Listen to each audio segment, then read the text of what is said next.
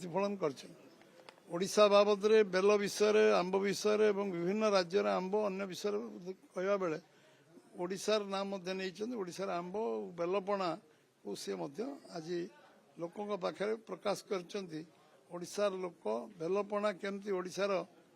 ओडिशार खरा दिन में गोटे जो लोकंर आकर्षणीय विषय से कहते एवं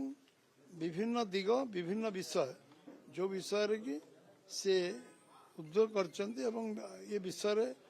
प्रधानमंत्री मन की बात आज समस्त गोटे प्रेरणार केन्द्रबिंदु बनची कारण सबु विषय को लोकलोचन को आनिबा साधारण कथा को साधारण छोट कथा को लोकल भोकाल फॉर लोकल ठू आरंभ कर छोट छोट कथा को सी लोकों को दृष्टि आकर्षण करती एवं से जमती पपुलाराइज हम एवं आम देश रे सबू अच्छी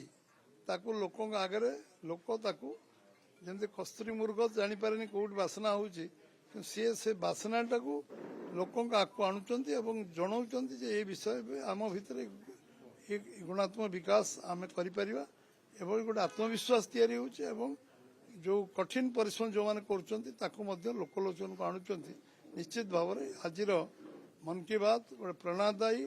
एवं से जो जो विषय कहते तार जो अंतर्निहित विषय यदि जन समीक्षा कर सी निश्चित भाव में आगामी दिन में समस्त प्रेरणार केन्द्रबिंदु।